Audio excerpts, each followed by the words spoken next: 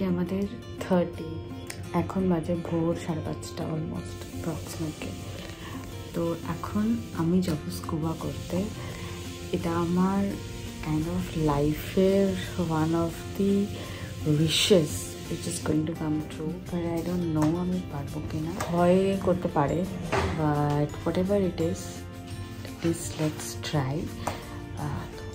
চলো let's go. ভয় পাচ্ছিল আমাকে ছাড়তে, তাই ও এসেছে পেছন পেছন আমার। তো চলো যাই।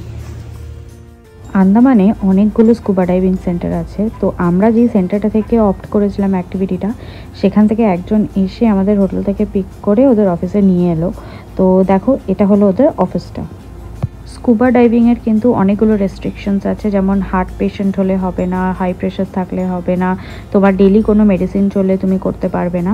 তো যাই হোক, আমি শুধু করব ডিসাইড করেছিলাম। তো আমি ওদের সুইমিং কস্টিউমটা পরে নিলাম এবং ওরা একটা জুতোর মতন দিল যা পরে স্কুবাগুলো করে, সেটা পরে তারপরে কম জলে একটু ডেমো সাইন ল্যাঙ্গুয়েজেসগুলো দেখিয়ে দিল। আমার সাথে আরও দুজন করছিল স্কুবা। ফাইনালি আমরা শিপে করে মাঝ জলে চলে গেলাম। Havelock Island. Mama has gone for scuba diving. There. Me and baby chilling. Hey, baby. Me with baby chilling.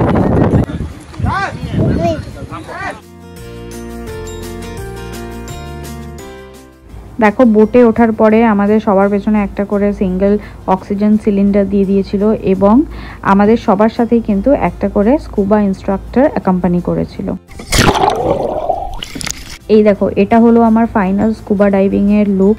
ওরা চশমা দিয়েছিল একটা, যেটার সাথে একটা নোজ গার্ডও ছিল, এবং অক্সিজেন সিলিন্ডারটা থেকে একটা পাইপ এসে মাস্কটা, যেটা দিয়ে আমি oxygen breathe out breathe in করছিলাম। এবং ওরা কিছু কিছু ইনস্ট্রাকশনস দিয়ে দিয়েছিল যেটা আমাদের ফলো করতে হচ্ছিল। এবং সবসময় একজন স্কুবা ইনস্ট্রাক্টর প্রত্যেকজন ইন্ডিভিজুয়ালের সাথে ছিল। ওরা যারা স্কুবা ডাইভিং অপ্ট করেছিল তাদের সবাইকে আলাদা করে ফটোজ এবং ভিডিওস দিয়ে দিয়েছিল।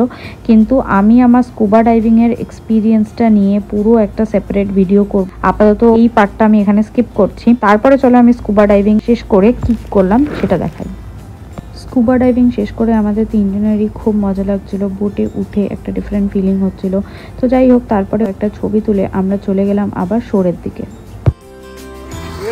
তো আমাদের স্কুবা হয়ে গেছে। আমাদের মানে শুধু আমিই করেছি, রেবান্ডা করেনি। খুব ভালো ছিল এক্সপিরিয়েন্সটা। যদিও টার্টলস দেখতে পাইনি, বাট প্রচুর কোরালস আর বিভিন্ন রকমের ফিশেস, দারুণ লাগলো। এখন আমরা হোটেলে যাবো, ব্রেকফাস্ট করবো, তারপর আমরা রেডি হয়ে বেরোবো আজকে ঘোরার জন্য। আমরা হোটেলে ফিরে রুমে না গিয়ে সোজা চলে এসেছি ব্রেকফাস্ট করতে। তারপরে একেবারে ব্রেকফাস্ট করে রুমে চলে যাব। আর এই দেখো, এটা হলো ব্রেকফাস্ট এরিয়াটা। এখানে আলাদা করে কি কি ছিল ব্রেকফাস্টে আর দেখালাম না, এইগুলো মোটামুটি আমরা নিয়েছিলাম, এইগুলোই ছিল। আমাদের ব্রেকফাস্ট হয়ে গেছে এবং আমরা চলে এসেছি রুমে। দেখো পদ্মগুলো কি সুন্দর ফুটে গেছে। এখানেই পর্দাটা আছে এবং এটা দিয়ে পুরো বাইরেটা দেখা যায়, সুন্দর লাগে।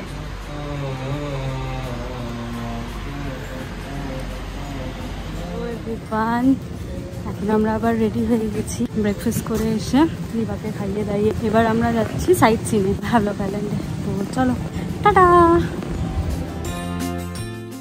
এখন আমরা পৌঁছে গেছি হ্যাভলক আইল্যান্ডের বিচে এবং এখান থেকে বোটে করে আমরা যাব এলিফ্যান্টা বিচ।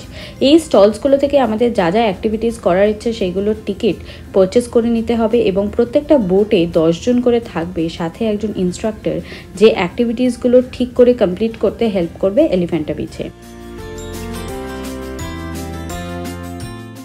প্রত্যেকটা বোটে যারা থাকবে তাদের সবাইকে একসাথে সেই বোটে করেই এলিফ্যান্টা বিচ থেকে ফিরতে হবে।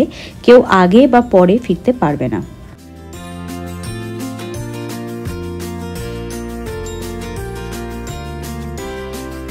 আমরা উঠে গেছি আমাদের বোটে। সবাইকে এবার লাইফ জ্যাকেট পরানো হচ্ছে। হয়ে গিয়ে এবার আমরা যাবো এলিফ্যান্টা বিচে। তো আমরা এলিফ্যান্টা বিচে গিয়ে কি কি রাইড করি তোমাদের সাথে শেয়ার করবো। চলো এখন টাটা। লাইফ জ্যাকেট পরে তারপর বেবিকে রেখেছে, একেবারে লাইফ জ্যাকেট খুলে দেবে। রিবা ভালোই মজা করছে, এক্সাইটমেন্টে গম্ভীর হয়ে গেছে আমার মতো। কিরে কি করছিস?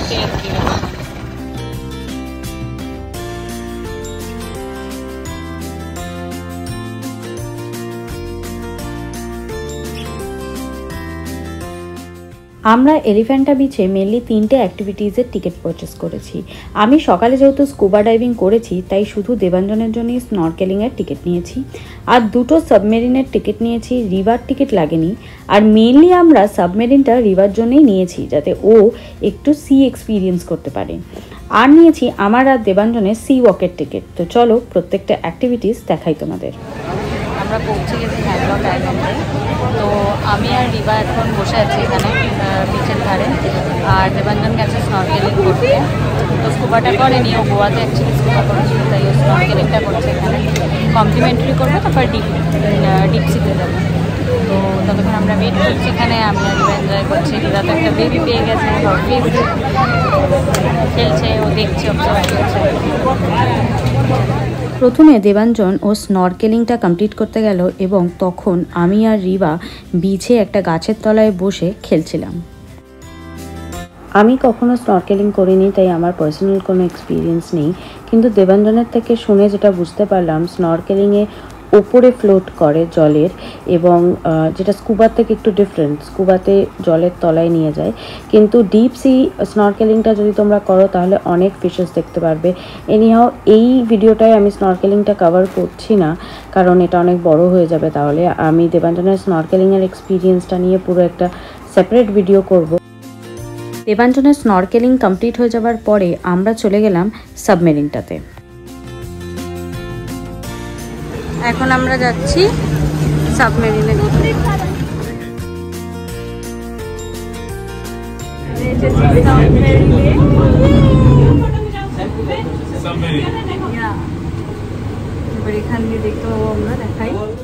সাবমেরিনের ভেতরটা কিন্তু খুবই ছোট। এই সিঁড়িটা দিয়ে নামলে সামনেই আছে 10 জনের সিট, আর এই জানলাগুলো দিয়ে দেখতে হবে ফিশেসগুলো। সাবমেরিনটা নিয়ে একদম সমুদ্রের মাঝখানে চলে যায়, কিন্তু ওটা সিবেড থেকে অনেকটাই উপরে থাকে, কিন্তু নিচে থাকে ম্যাগনিফাইং গ্লাস। ওই ম্যাগনিফাইং গ্লাসটার জন্যই নিচে সব ফিশেস এবং সি অ্যানিমালসগুলো দেখা যায়।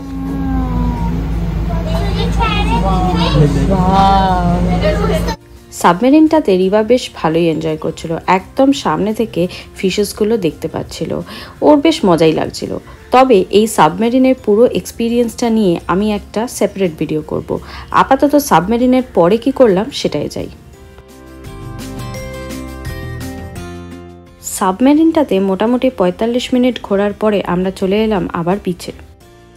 সাবমেরিনও ফিট করছে, এই দেখো। আচ্ছা তুই যে স্কুবা করলি, স্কুবার সময় ওকে নিয়ে যেতে পারতি, যদি তুই যেত।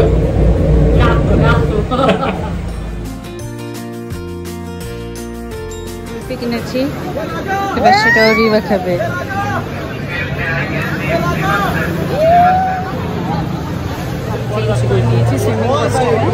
এবার আমরা চলে যাবো সিওয়াক। এবার আমরা যাচ্ছি সিওয়াক।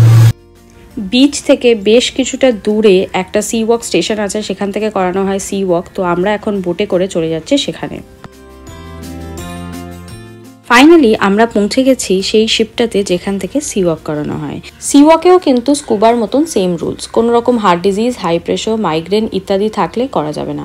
এই সি ওয়াক স্টেশনটায় 2 সাইডে 2টো সিঁড়ি আছে এবং কিছু সাইন ল্যাঙ্গুয়েজ শিখিয়ে নিয়ে প্রত্যেকজনকে একজন করে ইনস্ট্রাক্টর অ্যাকম্পানি করে জলে নামার জন্য। দুজন গেলে সি ওয়াকটা জেনারেলি কাপল অ্যাক্টিভিটি হিসেবেই করা হয়। দুদিক দিয়ে দুজন একসাথে নেমে নিচে গিয়ে একসাথে ফটোজ এবং ভিডিওস তোলে।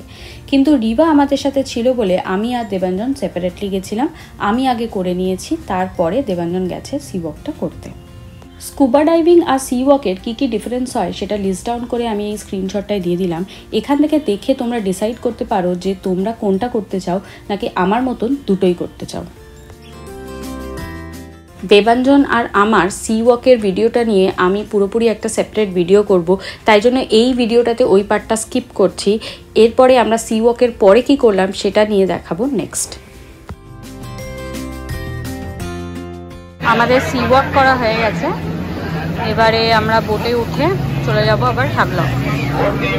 হ্যাভলক থেকে আমাদের আজকে রাধানগরটা করতে হবে, তো দেখা যাক। অনেকটা স্ট্রেসও হয়ে গেছে রিভার, ও কেমন রিয়াক্ট করে সেই অনুযায়ী প্ল্যান করবো, আদারওয়াইজ রাধানগরটা তো ছেড়েই দেবো।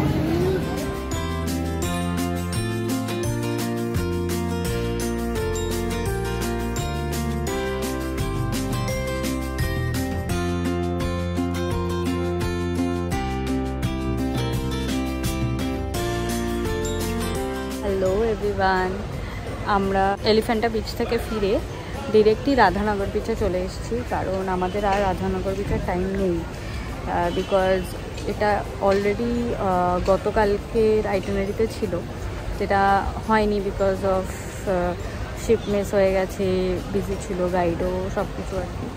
তো আলটিমেটলি আজকে হয়েছে, মানে আজকে না করলে আর হতোই না, আর তাও কালাপাথর বিচটা কালকে সকালে করবো তার জন্য। তো চলো দেখি, আমরাও দেখি কেমন। শুনেছি এই বিচটা ভীষণ সুন্দর, তো তোমাদের দেখাই। চলো টাটা।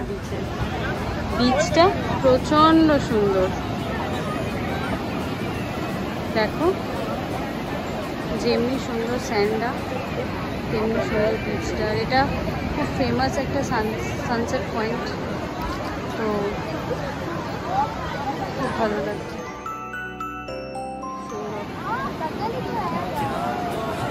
অনেক ভিড়, কিন্তু এত সুন্দর বিচে ভিজতে হবে।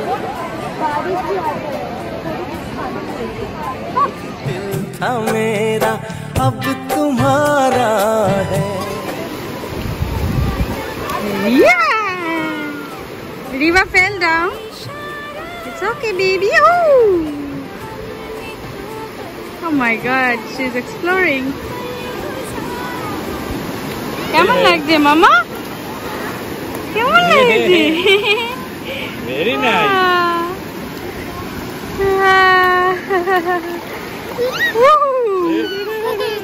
চলো নিয়ে নাও। She is not feeling well. এসো।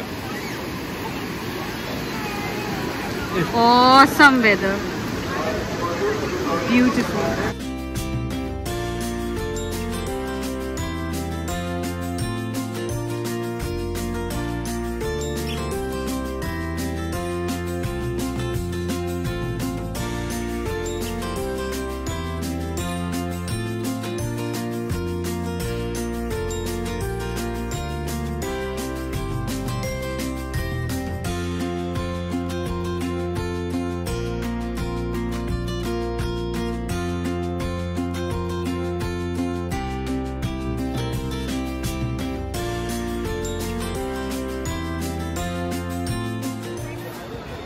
সুন্দর বসার জায়গাও করা আছে এদিকটা, ফরেস্ট মতন, মানে ফরেস্ট নয়, অনেকগুলো গাছ।